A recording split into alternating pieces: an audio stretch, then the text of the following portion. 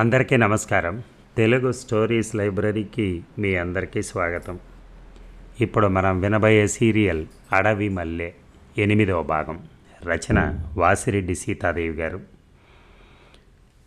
అనురాధ తన చేతుల్ని లాక్కుంది. కన్నీటితో తడిచిన అరచేతులను చూసుకుంటూ కూర్చుంది. నిజమను, నా మాట నమ్మవు. నీకు నేను కావాలని ద్రోహం చేయలేదు. నా ప్రేమను శంకించకు. అనురాధ ఆశ్చర్యంగా ప్రసాద్ మొహంలోకి చూసింది. ఇంకా నా దగ్గర ఏముందని అబద్ధాలు ఆడుతున్నావు అనాలనిపించింది. నా మాట నమ్మవు. నిన్ను చూసిన క్షణంలోనే నాకు మతిపోయింది. జన్మ జన్మాంతరాలుగా నాతో ఉంటూ నన్ను విడిచిపోయిన వస్తువేదో అకస్మాత్తుగా మళ్ళీ నాకు లభించినట్లు అనిపించింది. నేను కాలేజీలో చదివే రోజుల్లో కూడా ఆడపిల్లల వైపు చూసిన పాపాన పోలేదు. కానీ నిన్ను చూసిన ఆ క్షణం నాకు కలిగిన అనుభూతి చాలు ఒక జీవితానికి. నీవు లేకుండా నేను లేను, ఉండను అనుకున్నాను. అందువల్లనే అప్పటికి నాకు వివాహం అయినట్టు నీకు చెప్పలేకపోయాను. అది చాలా పెద్ద తప్పే. కానీ నిన్ను ఏనాడు వ్యామోహ దృష్టితో చూడలేదు. గుడిలోని దేవతలాగా గుండెల్లోనే నీ రూపాన్ని నిలుపుకుని పూజించుకోవాలనుకున్నాను.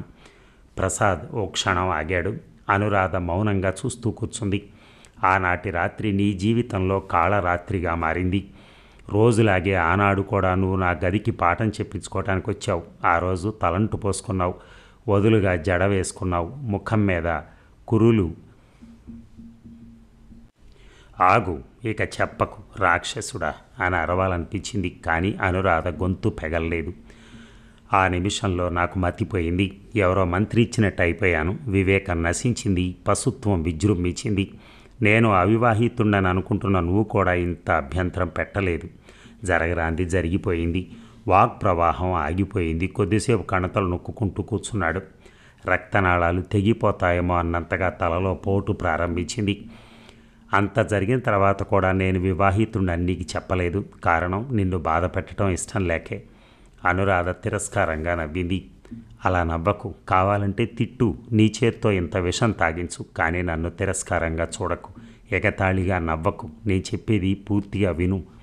ఒక్క క్షణం ఆగి నిట్టూర్చాడు. ప్రసాద్ మళ్ళీ ప్రారంభించాడు. మరో నెల కల్లా బొంబాయిలో నా ట్రైనింగ్ పూర్తయి ఇంటికి వచ్చేశాను. వచ్చేప్పుడు నెల రోజుల్లో వచ్చి నిన్ను తీసుకెళ్తానని చెప్పాను. ఆ మాట నేను నిజాయితీతోటే చెప్పాను. అలా చేద్దామనే ఉద్దేశంతోనే చెప్పాను. అనురాధకు ఆశ్చర్యం కలిగింది. అప్పటికే వివాహితుడైన వాడు అలా చేయటం సాధ్యమా? ఇది నమ్మవలసిందేనా? నా భార్య చాలా ఉత్తమురాలు. నాకు చిన్న తలనొప్పి వచ్చినా భరించలేకపోయేది. నిన్ను చూసే నాటి వరకు నేను ఆమెను ప్రేమిస్తున్నాననే భ్రమపడ్డాను. అనురాధ ముఖం చిట్లించుకుంది. జరిగిన విషయం నా భార్యతో చెప్పి ఆమెను ఒప్పించి నిన్ను తీసుకెళ్దామనుకున్నాను. అనురాధ ప్రసాద్ వైపు విస్మయంగా చూసింది. భార్య భర్త కోసం ఏమైనా చేయగలదు, కానీ ఇది మాత్రం తనే ఆమె స్థానంలో ఉంటే చస్తే ఒప్పుకోదు. తననే దైవంలా భావించి పూజించే భార్యకు ఇంత దారుణమైన విషయం చెప్పగల మగవాణ్ణి ఏమని పిలవాలి? ఆమె ఆలోచనలకు అంతరాయం కలిగిస్తూ ప్రసాద్ మళ్ళీ ప్రారంభించాడు. అప్పటికి రెండో వివాహం మీద నిషేధం లేదు. నా భార్యను ముందు ఒప్పించి నిన్ను రిజిస్టర్ వివాహం చేసుకుని తర్వాత తీసుకుని రావాలనుకున్నాను. తీరా వివాహం అయ్యాక తెలిసినా నువ్వు నన్ను క్షమించగలవనే ఆశతోనే అలా భావించాను. నేను నీ దృష్టిలో పరమ స్వార్థపరుడిగా కనిపించవచ్చు. ప్రసాదరావు నిట్టూర్చి ఒక క్షణం ఆగిపోయాడు. ఆ విషయాన్ని ఎప్పుడూ నా భార్యకి చెప్పాలనుకుని ఎంత ధైర్యాన్ని కూడదీసుకున్నా చెప్పలేకపోయాను. ఎప్పుడు చూసినా ఆమె సంతృప్తిగా అమృత పాత్రలాగా కనిపించేది. అందులో విషబిందువును కలపటానికి ధైర్యం చాలలేదు. ఇక లాభం లేదు. ఇద్దరినీ మోసం చేస్తే గానీ లాభం లేదనుకున్నాను.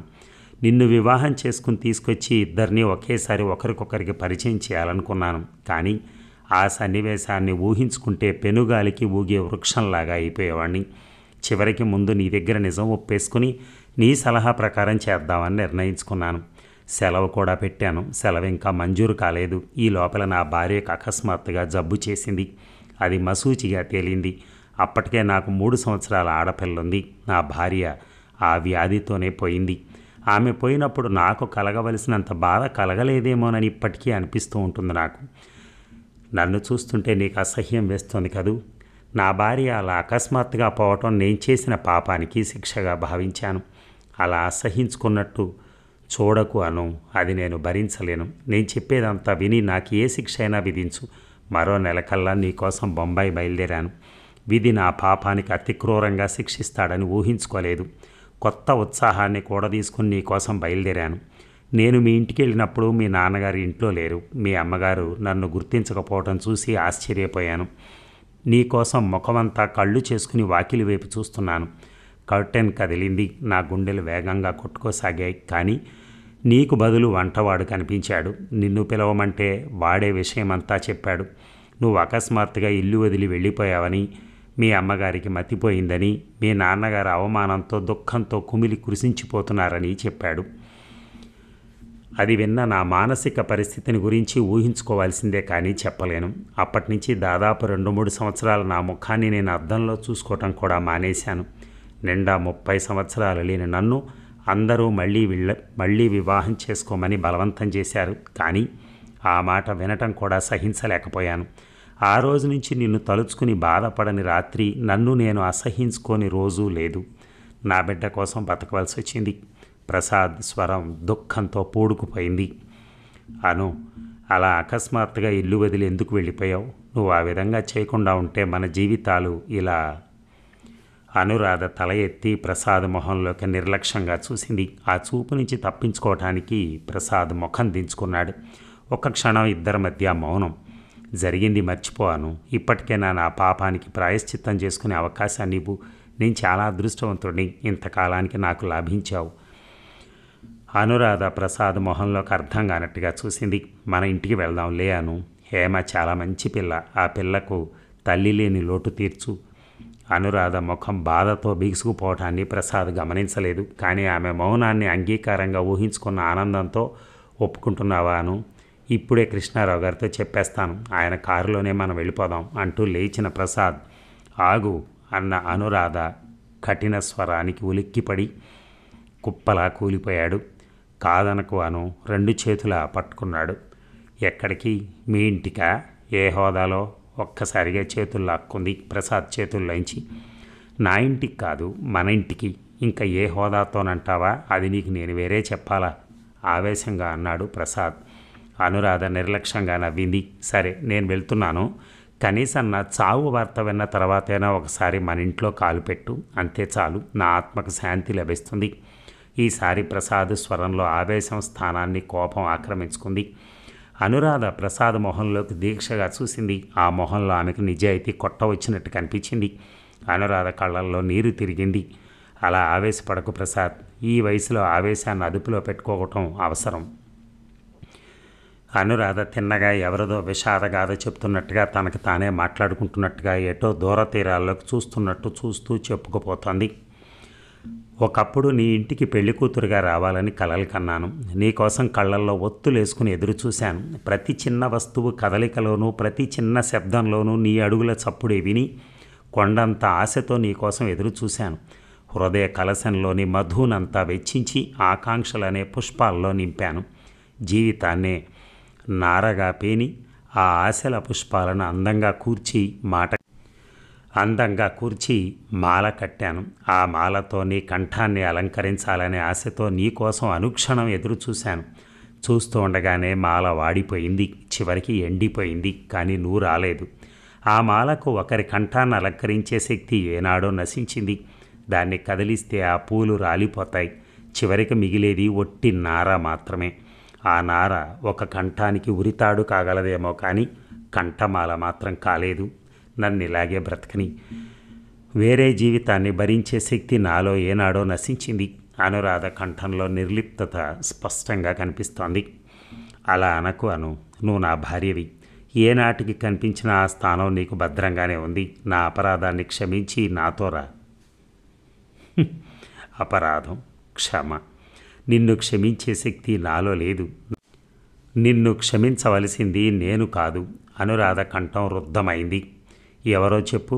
వారు నీ తల్లిదండ్రులేగా.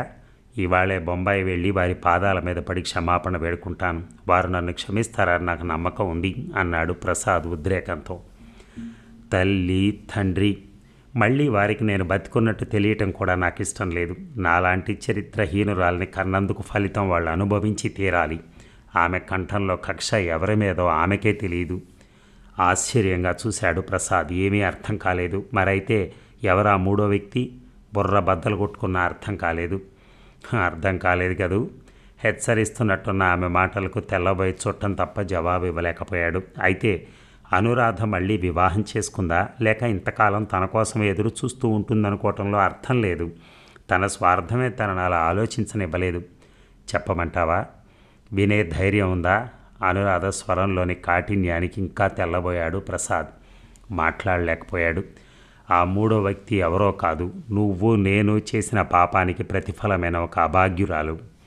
ప్రసాద్ చెంపన ఏదో అదృశ్య హస్తం చెళ్ళున కొట్టినట్టుగా ఉలిక్కిపడ్డాడు. ఏ అలా ఉలిక్కిపడతావు? ప్రసాద్ అయోమయంగా అనురాధ మొహంలోకి చూడసాగాడు. అనురాధ ముఖంలో ఇంతసేపు కనిపించని కాఠిన్యం ఏదో కనిపించింది. మరుక్షణంలో అనురాధ అకస్మాత్తుగా ఇల్లు వదిలి పారిపోవటానికి కారణం లీలగా కళ్ళకు కట్టింది. అంటే మన బిడ్డ ఎక్కడుంది అన్నాడు ప్రసాద్ తడబడుతున్న మాటలతో. అనురాధ జవాబు ఇవ్వలేదు. ప్రసాద్ లేచి విసురుగా ఆమె దగ్గరికి వచ్చాడు. రెండు భుజాలను మొరటుగా పట్టుకుని ఊపుతూ, నా బిడ్డ ఎక్కడ చెప్పు. నువ్వు క్షమించకపోయినా నా బిడ్డ నన్ను తప్పక క్షమిస్తుంది అన్నాడు. అనురాధ అసహ్యంతో ప్రసాద్ చేతుల్ని తోసేసింది. ఉద్రేకంతో పిచ్చివాడయ్యాడు. బుర్ర పనిచేయటం మానేసింది. కేవలం ఒక పిచ్చి ఆవేశం మాత్రమే అతని ప్రతి అణువులో ఉరకలు తీస్తోంది. చెప్పవు కదూ, నీకు నేను బాధపడటమే కదూ కావాల్సింది. నన్ను ఇలా చిత్రవద చేస్తావా? సరే చూడు, ఆనందించు అంటూ ఉద్రేకం కొద్దీ నుదుటిన గోడకేసి కొట్టుకోసాగాడు. అనురాధ ఒక్కసారిగా లేచి వెళ్ళి ప్రసాద్ తలను పట్టుకుంది బలంగా. ఏమిటి పిచ్చి? వచ్చి కూర్చో, చెప్తాను అంది అనురాధ మందలింపు స్వరంతో. నేను కూర్చోను. అమ్మాయి ఎక్కడుందో చెప్పు. స్కూల్కి వెళ్ళిందా? ఏ స్కూల్లో చెప్పు, ఇప్పుడే వెళ్ళి తీసుకొస్తాను. అదే నాకు తెలీదు. ఎక్కడుందో, ఏం చేస్తుందో. స్వప్నంలో కలవరిస్తున్నట్టు అంటూ మంచం మీద నీరసంగా కూలిపోయింది అనురాధ. ప్రసాద్ నమ్మలేనట్టుగా చూశాడు. నా పాపము ముఖాన్ని మన అమ్మాయి చూడటం నీకు ఇష్టం లేదు కదూ. నాకు మీ జీవితాల్లో జబర్దస్తిగా ప్రవేశించే అధికారం లేదు. సరే, నేను వెళ్తున్నాను. నేను చనిపోయిన వార్త వినైనా నువ్వు నన్ను క్షమిస్తావని నాకు నమ్మకంగా ఉంది. విసురుగా బయటికి వెళ్ళిపోతున్న ప్రసాద్ షర్టును గట్టిగా పట్టుకుని వారించింది. వెళుదు గాని ప్రసాద్, కానీ నేను చెప్పేది కూడా విని వెళ్ళు. నిజంగానే నా బిడ్డ ఎక్కడుందో నాకు తెలియదు. అనురాధకు దుఃఖం పొరులుకొచ్చింది. ప్రసాద్ కుప్పకూలిపోయాడు. అనురాధను ఓదార్చే శక్తి కూడా లేదు. స్థాణువులా చూస్తూ కూర్చున్నాడు. అనురాధ క్రమంగా తనను తాను సంభాళించుకుని చెప్పసాగింది. నువ్వు నెల రోజుల్లో వచ్చి నన్ను తీసుకెళ్తానని చెప్పి నన్ను ఓదార్చి వెళ్ళావు. నీ మాటలు నిజమేనని నమ్మాను. ఆ నెల రోజులు నాకు కాలం ఆగిపోయినట్టుగా అనిపించింది. ప్రతి నిమిషం ఒక యుగంగా గడిపాను. 2 నెలలు దాటింది, కానీ నువ్వు రాలేదు. నాకు నెల తప్పినట్టు తెలుసుకున్నాను. ప్రకృతికి కూడా ఆడదే అలుసు. ఆడదాన్ని ప్రపంచం క్షమించనట్లే తప్పు చేస్తే ప్రకృతి కూడా క్షమించదేమో. నాకు ప్రకృతి వేసిన శిక్ష దానికి ఎదురు లేదు. 3వ నెల కూడా వచ్చింది. అప్పటికే పని వాళ్లలో గుసగుసలు ప్రారంభమయ్యే. నువ్వు వస్తావనే నమ్మకం నశించింది. ఆ విషయం తెలిస్తే నాన్న నన్ను క్షమించడు. అమ్మను నన్ను చంపి తను చచ్చిపోతాడు. ఆయన ఎంత మంచివారో నీకు తెలుసు. కానీ ఇలాంటి విషయాలను ఆయన క్షమించటం ఎరగను. పైగా నా పాపిష్టి ముఖాన్ని ఆయనకి చూపించలేక ఒక అర్ధరాత్రి ఇల్లు వదిలి వచ్చేశాను. హైదరాబాదులో నాలాంటి వారికి ఆశ్రయం ఇచ్చే సదనాలు ఉన్నాయని నాకు తెలుసు. సరాసరి అక్కడికే వెళ్ళాను. అక్కడ నాకు అనుకున్నట్టే ఆశ్రయం లభించింది. అక్కడే గిరిజ జన్మించింది. ఆ సదనంలో అనేక రకాల వాళ్ళు ఉంటారు. ఆ సంవత్సరం అక్కడ ఎలా గడిపానో నాకే తెలియదు. నా బిడ్డను నా నుంచి వేరు చేసి మరొక బాల సదనకు పంపించాలని ఆర్డర్ అయింది. అది నాకు ఇష్టం లేక బిడ్డతో బయటకు వచ్చాను. ఏం చేయాలో, ఎక్కడికి వెళ్ళాలో తెలియలేదు. అంధకారంలో ఆశాకిరణంలాగా నువ్వే కనిపించావు. గుంటూరు వచ్చి అన్ని కాలేజీలు తిరిగి చివరికి నీ అడ్రస్ సంపాదించాను. అలాంటి రోజు ఏ ఆడదాని జీవితంలోనూ రాకూడదు. ఎంతో ఆశతో, బాధతో, మరోవైపు దెబ్బతిన్న అభిమానంతో నీ ఇంటి గేటు ముందు నిల్చున్నాను. అదురుతున్న గుండెలకు నిద్రపోతున్న బిడ్డను అదుముకుని నిల్చున్నాను. రకరకాల పూల మొక్కల పైగా వరండాలో కూర్చుని పేపర్ చదువుతున్న నువ్వు కనిపించావు. గుండె లై తప్పి కొట్టుకోసాగింది. అడుగు ముందుకు పడలేదు. నీకెదురుగా ఉన్న కుర్చీలో ఒక 4-5 ఏళ్ల బిడ్డ కూర్చొని బిస్కెట్లు తింటోంది. మంచి దుస్తుల్లో చక్కగా అలంకరించబడి ఉన్న ఆ బిడ్డ దూరానికి రబ్బర్ బొమ్మలాగా అందంగా కనిపించింది. ఆ బిడ్డ నీ బిడ్డేమోననే అనుమానం రాగానే నాలోని చైతన్యం క్రమంగా గడ్డ కడుతున్నట్టు అనిపించింది. అలాగే ఎంతసేపు నిల్చున్నానో నాకే తెలియదు. అంతలో నీ దగ్గర ఉన్న పిల్ల గొల్లున ఏడవటంతో ఈ లోకంలోకి వచ్చాను. కింద పడిన బిడ్డను నువ్వు ఎత్తుకున్నావు. ఇంతలో ఒక 25 సంవత్సరాల అందమైన యువతి గాబరాగా లోపల నుంచి వచ్చి నీ చంకలోని బిడ్డను లాక్కుంది. నిన్నేదో మందలిస్తున్నట్టు అనిపించింది నాకు. ఆమె వెనకే నువ్వు చిరునవ్వుతో లోపలికి వెళ్ళావు. ఆ స్త్రీ ఎవరో నాకు అర్థమైపోయింది. నా చేతిలోని బిడ్డ వైపు చూసుకున్నాను. తన తల్లి పడుతున్న నరకయాతనను అర్థం చేసుకోలేని ఆ పసి ప్రాణం హాయిగా నిద్రపోతోంది. హోము వాళ్ళు ఇచ్చిన గౌన్లో ఉన్న నా బిడ్డను నీ బిడ్డతో పోల్చుకున్నాను. మరుక్షణంలో గిర్రున వెనక్కి తిరిగాను. తెనాలి స్టేషన్కి వెళ్ళాను. నాలో ఆలోచించే శక్తి లేదు. యంత్రంలాగా స్టేషన్కి వెళ్ళి కూర్చున్నాను. నాలాంటి అనాథలకు కన్న తల్లిలాగా కడుపులో పెట్టుకుని ఆశ్రయం ఇచ్చే ఆ సదనానికే వెళ్ళటం నిశ్చయించుకున్నాను. పిల్లను అనాథాశ్రమానికి పంపించడానికి నిశ్చయించుకున్నాను. గుండె రాయి చేసుకున్నాను. నేను చేసిన పాపానికి ప్రాయశ్చిత్తంగా ఏదొచ్చినా అనుభవించడానికి నిశ్చయించుకున్నాను. నా మీద నాకే పగ, ఏదో సాధించుకోవాలని కోరిక కలిగింది. హైదరాబాద్ కోసం బండి కోసం ఎదురు చూస్తూ తెనాలి స్టేషన్లో కూర్చున్నాను. అనురాధ వాక్ ప్రవాహం ఒక్కసారిగా ఆగింది. ప్రసాద్ ఊపిరి బిగబట్టి వింటున్నాడు. అనురాధ ఒకసారి నిట్టూర్చి మళ్ళీ ప్రారంభించింది. తెనాలి స్టేషన్లో నిద్రపోతున్న బిడ్డను బెంచీ మీద పడుకోబెట్టాను. ఆకలితో కళ్ళు తిరిగినట్టయింది. పక్కనే కూర్చుని ఉన్న ఒక నడి వయసు ఆడమనిషితో కొంచెం బిడ్డ పడకుండా చూస్తూ ఉండమని చెప్పి టీ స్టాల్ వైపుకు వెళ్ళాను. టీ స్టాల్ చుట్టూ జనం. ఒక కప్పు టీ కోసం నిల్చున్నాను. మధ్య మధ్య వెనక్కి తిరిగి బిడ్డ వైపు చూస్తూనే ఉన్నాను. టీ స్టాల్ ముందు కొంచెం జనం పలచబడ్డారు. నేను ముందుకెళ్ళి టీ కప్పు అందుకుని కొంచెం పక్కగా వచ్చి నిలబడి టీ పెదవుల దగ్గర పెట్టుకోబోతూ అప్పుడే స్టేషన్ నుంచి బయలుదేరుతున్న ఏదో బండి కేసు చూశాను. చేతిలో కప్పు కింద పడిపోయింది. ఆ నడికారు ఆడది బయలుదేరుతున్న బండిలో ఒక పెట్టె గేటులో నుంచుంది. ఓ కుర్రాడు నా బిడ్డను దానికి అందించి వాడు కదులుతున్న రైలు ఎక్కిపోయాడు. క్షణంలో అంతా అయిపోయింది. ఎవరో నెత్తిన బలంగా కొట్టినట్టు కళ్ళు బైర్లు కమ్మాయి. కెవ్వున కేక పెట్టి పడిపోయాను. తెలివచ్చేటప్పటికీ ఏదో మిషనరీ ఆసుపత్రిలో ఉన్నాను. చెప్పాను కదా, అప్పటికే నాలో ఏదో కక్ష లాంటి భావం బయలుదేరిందని. ఆ కక్ష ఎవరి మీదో తెలియదు, కానీ నా మీద నాకే కక్షగా ఉండేది. ఏడవలేదు, ఒకరికి చెప్పుకోలేదు. నాకు అలాగే కావాలి, నాకు తగిన శిక్ష లభించింది అనిపించింది. కొంచెం తేరుకోగానే నాకు మొదట ఆశ్రయం కలిగించిన హోంకే వెళ్ళాను. పరిస్థితుల ప్రాబల్యం వల్ల ఒకసారి కాలు జారిన వాళ్ళు పూర్తిగా బజారు పాలు కాకుండా ఇలాంటి ఆశ్రమాలు కాపాడుతున్నాయని ఒక విధంగా చెప్పచ్చు. శ్రద్ధ తీసుకుని ఇలాంటి హోముల్ని విరివిగా స్థాపిస్తే పరిస్థితుల ప్రాబల్యం వల్ల పతితులయ్యే వారి సంఖ్య తగ్గచ్చు. చెబుతూ ఒక్క క్షణం ఆగిపోయింది అనురాధ. మళ్ళీ గట్టిగా నిట్టూర్చి మొదలెట్టింది. నేను ఇంటర్ పాస్ అయ్యానని తెలిసి నాకు ఆ హోంలోనే గుమస్తా ఉద్యోగం ఇచ్చారు.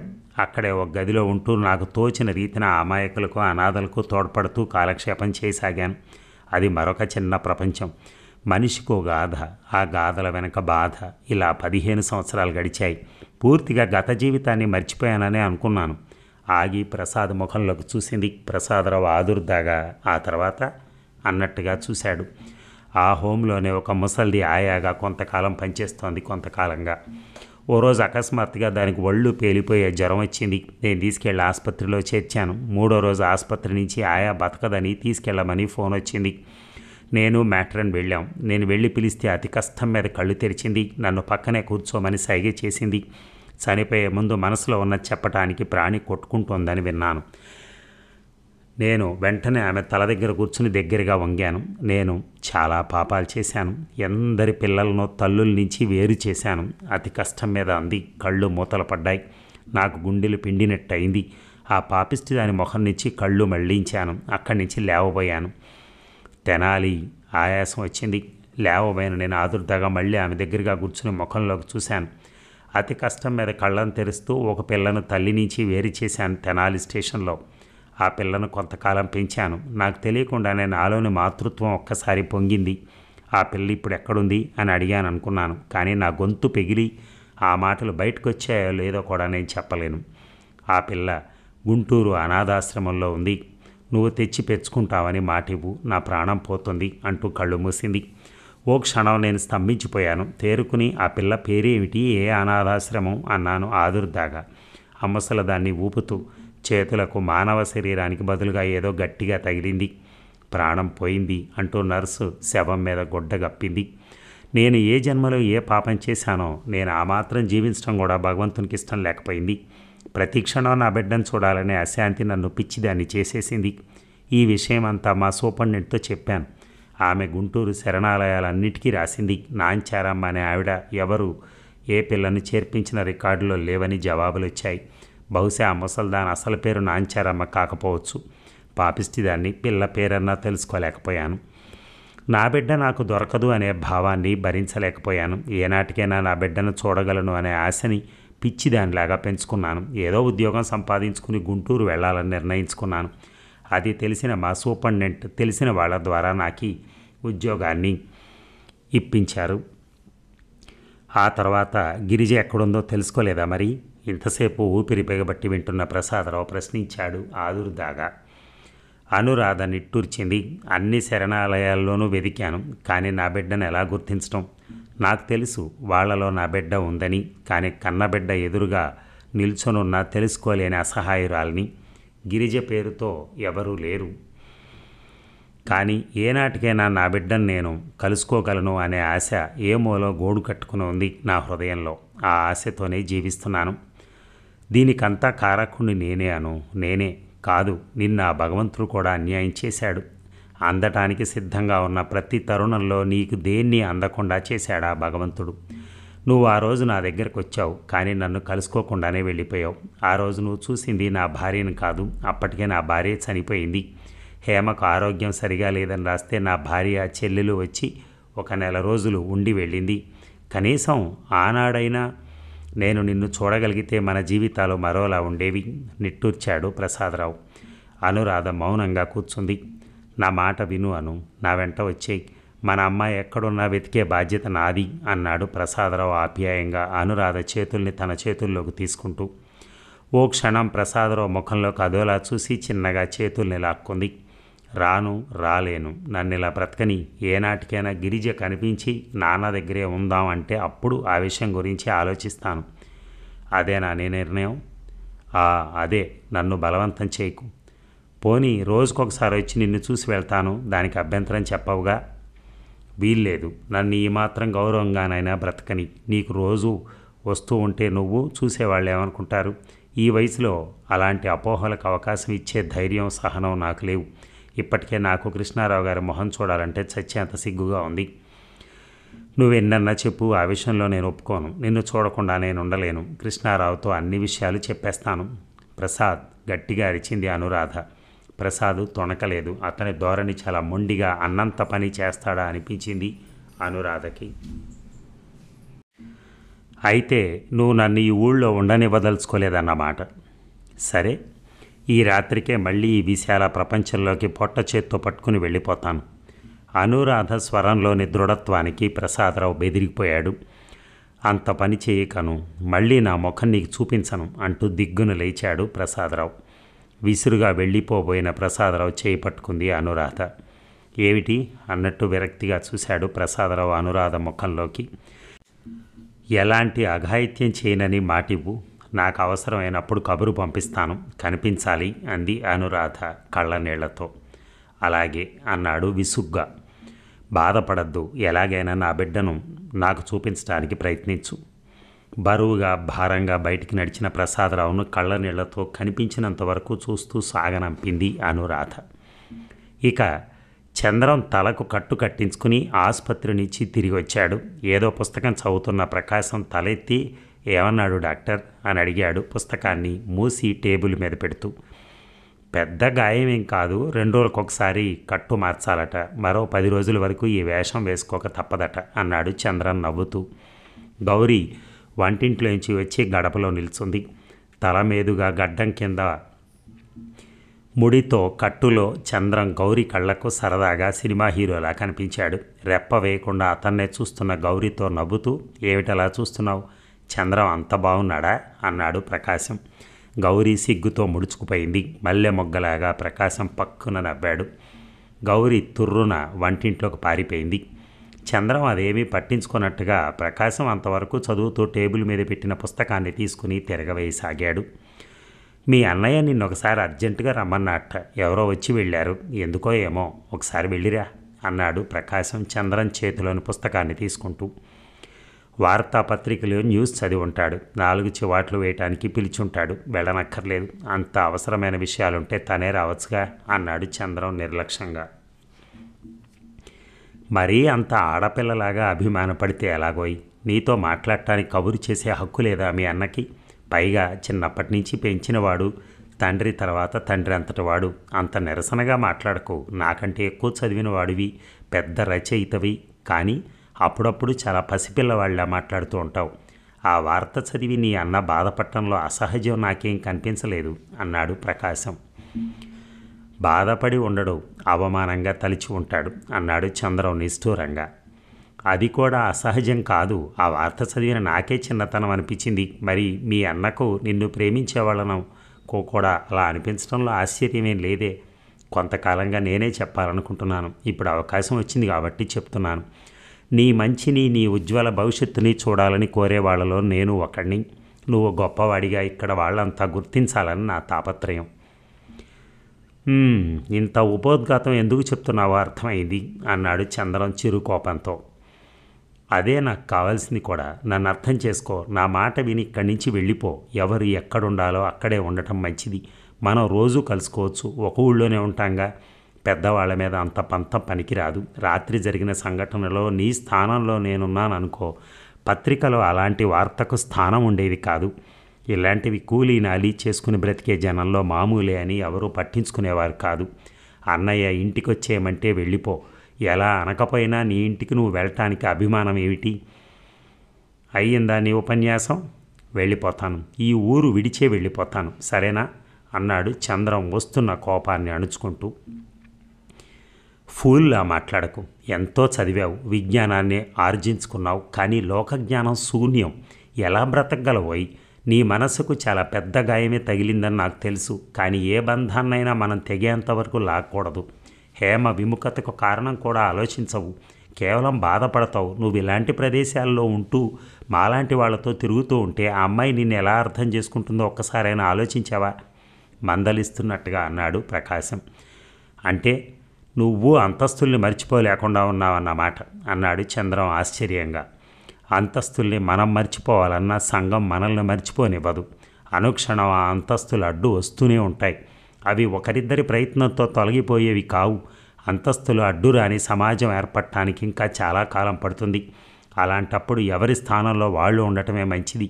నువ్వు మీ అన్న దగ్గర ఉంటేనే నాకు లాభం. నువ్వు నీ స్థానంలో ఉండి నా ఆశయాల సిద్ధికి ఎక్కువ సహాయం చేయగలవు. కృష్ణా టొబాకో కంపెనీ భాగస్వామిగా నువ్వు మాకెక్కువ ఉపయోగపడగలవు.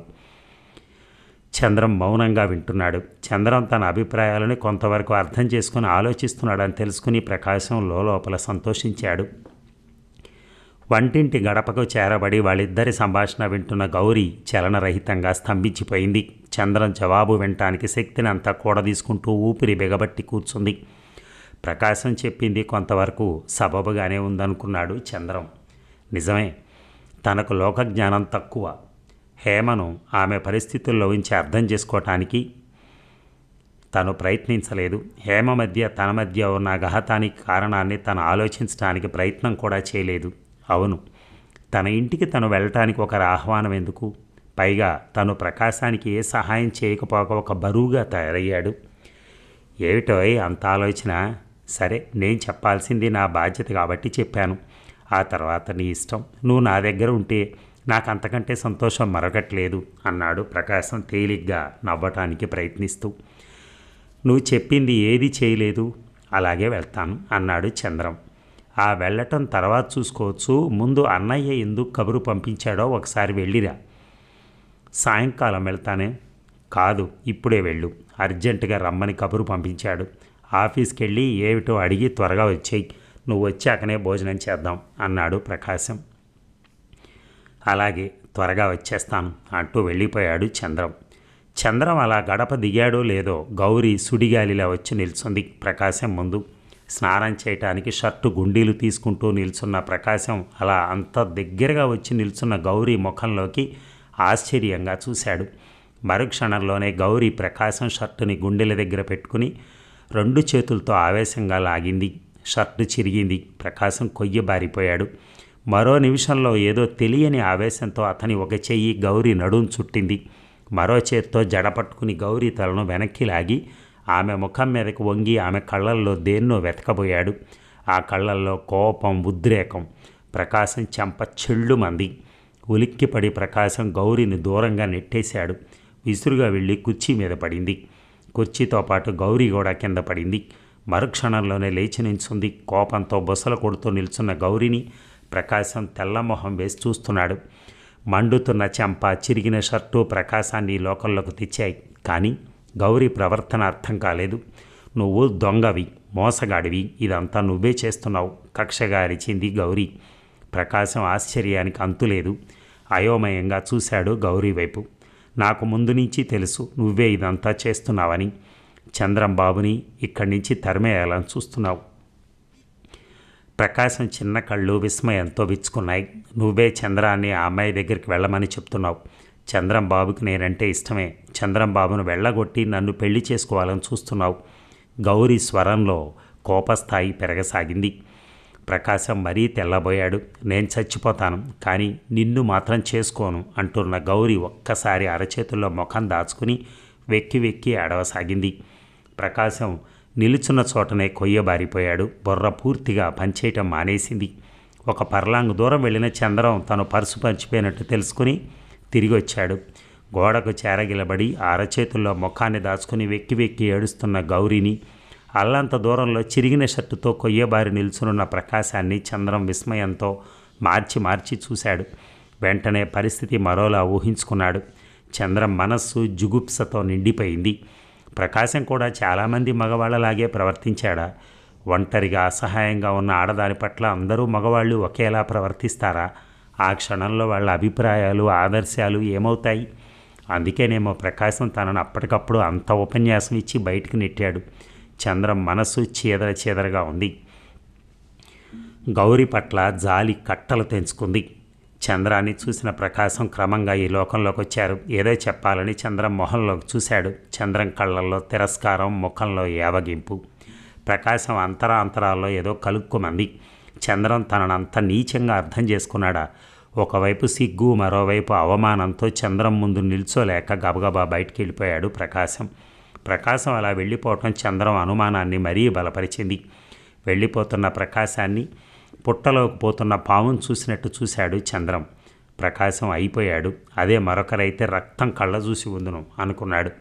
గౌరీ అసహాయతం చూస్తుంటే చంద్రం గుండెలు చెరువులయ్యాయి. పక్కనే వెళ్ళి కూర్చుని తల మీద ఆప్యాయంగా నిమురుతూ ఊరుకో, ఏడవకు అన్నాడు చంద్రం. గౌరీ ఒక్కసారిగా చంద్రం చేతికి చుట్టూపోతూ బోరును ఏడ్చింది. ఏమిటిది, లే, ఏడవకు, లేచి మొహం కడుక్కో, నేనున్నానుగా, నీకేం భయం లేదు అన్నాడు చంద్రం. గౌరీకి చంద్రం మాటలు అర్థం కాలేదు. కానీ అతను తన కోసం బాధపడుతున్నాడని అర్థమైంది. లేచి మొహం కడుక్కో అంటూ చంద్రం లేచి నిలబడ్డాడు. అలా లేచిన చంద్రం కాళ్లను 2 చేతులతో చుట్టేసి తలకు కాళ్లకు ఆనించి వెక్కి వెక్కి ఏడవసాగింది. చంద్రం గాబరా పడ్డాడు. వంగి గౌరీ చేతుల నుంచి తన కాళ్లను విడిపించుకోవటానికి ప్రయత్నిస్తూ, ఏమిటిది గౌరీ, మరీ పసిపిల్లలాగా అలా కాళ్ళు పట్టుకోకూడదు, లే అన్నాడు. నువ్విక్కడి నుంచి వెళ్ళొద్దు అంది గట్టిగా, చంద్రం కాళ్ళను చుట్టేస్తూ వెక్కి వెక్కి ఏడుస్తూ. మరి ఈ భాగం ముగిద్దామా? మళ్ళీ రేపు కలుద్దాం. Thank you.